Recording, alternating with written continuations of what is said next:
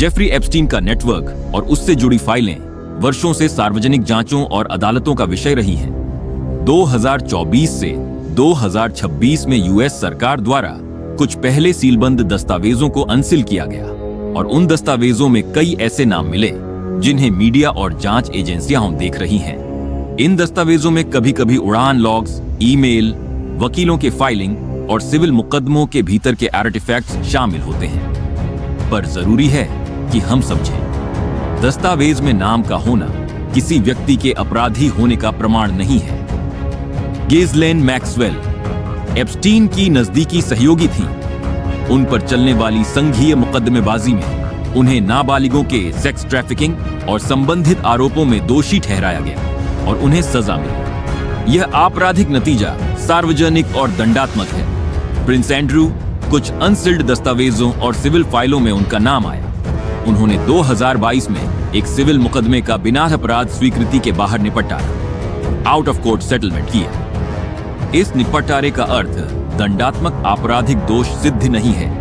मामले का सिविल निपटान रिकॉर्ड पर दर्ज है। बिल क्लिंटन, उनके और एप्स्टीन के बीच समय समय पर यात्रा / संपर्क को दर्शाने वाले उड़ान लॉग / रिपोर्टिंग का जिक्र सार्वजनिक रिकॉर्ड और मीडिया रिपोर्ट्स में है, परंतु सार्वजनिक रिकॉर्ड में ऐसा कोई फैसला नहीं है जो किसी आपराधिक आरोप पर क्लिंटन की दोष सिद्धि कहे। रिपोर्टिंग ने यह दिखाया कि क्लिंटन ने कुछ यात्रा उद्यमों में भाग लिया था, पर उसका स्वाभाविक कानूनी अर्थ अलग है। एलन डर्शोविट्ज, कुछ सिविल फाइलिंग्स में उनका नाम आया। उन पर लगे दावों का उन्होंने सार्वजनिक रूप से कड़ा खंडन किया है। किसी आपराधिक मुकदमे में डर्शोविट्ज के खिलाफ दोष सिद्धि नहीं हुई। वह अपने बचाव और खंडन के साथ मीडिया / अदालत में सक्रिय रहे। जॉन-लुक ब्रूनेल, मॉडलिंग एजेंट, जिन पर कई वर्षों से यौन दुर्व्यवहार / ट्रैफिकिंग के आरोप लगे थे, फ्रांस में गिरफ्तारी हुई और वह हिरासत में मृत पाए गए। उनके मामलों से जुड़े सार्वजनिक रिकॉर्ड और फ्रांसीसी जांच रिपोर्ट्स में हिंट्स और आरोप दर्ज हैं। लेस वेक्सनर, अपने समय में एप्स्टीन के साथ आर्थिक / निजी जुड़ाव को लेकर रिपोर्टिंग सामने आई। मीडिया ने यह प्रकाशित किया कि वेक्सनर और एप्स्टीन के बीच संपत्तियों तथा वित्तीय कागजात में रिश्ते थे। सार्वजनिक जांचें इस जुड़ाव पर सवाल उठाती रही, पर किसी तरह की आपराधिक दोष सिद्धि का सार्वजनिक फैसला रिपोर्टिंग में दर्ज नहीं है।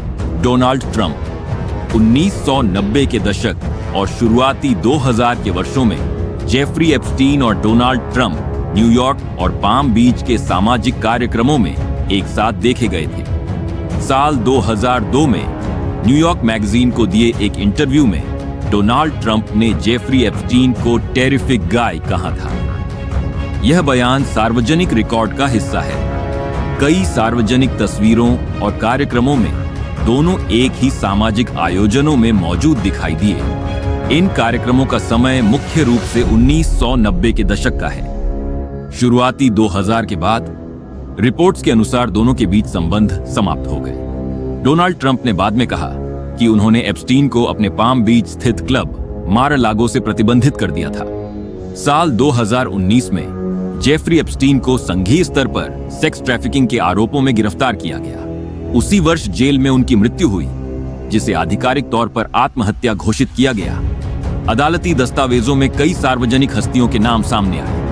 किसी दस्तावेज में नाम का उल्लेख होना किसी व्यक्ति की आपराधिक दोष सिद्धि का प्रमाण नहीं होता। सार्वजनिक रूप से उपलब्ध संघीय रिकॉर्ड के अनुसार डोनाल्ड ट्रंप पर जेफरी एप्स्टीन मामले से संबंधित कोई आपराधिक आरोप दर्ज नहीं किया गया है। अब तक किसी अदालत ने डोनाल्ड ट्रंप को एप्स्टीन ट्रैफिकिंग मामले में आपराधिक रूप से दोषी नहीं ठहराया है। कुछ अन्य नामों का जिक्र उन अनसील्ड फाइलों या बड़े मीडिया त्रोव में देखा गया, जिनमें मीडिया रिपोर्टिंग ने कई सार्वजनिक हस्तियों के नाम सूचीबद्ध किए हैं। उदाहरण के तौर पर कुछ रिपोर्टों और अनसील्ड दस्तावेजों में अलार्मिंग परंतु विवादित तरह से अन्य जाने माने नाम भी दिखे। इन्हें व्यापक मीडिया आउटलेट्स ने संकलित किया है, पर हर नाम के साथ उसके कानूनी निहितार्थ अलग है। कुछ के ऊपर आरोप सामान्य सिविल दस्तावेजों में आए, कुछ के नाम केवल उड़ान लॉग / ईमेल में जुड़े मिले और कुछ के नाम पर आगे की जांच चल रही है। इस व्यापक सूची और संदर्भों का परिशुद्ध पाठ मीडिया रिपोर्ट्स में उपलब्ध है।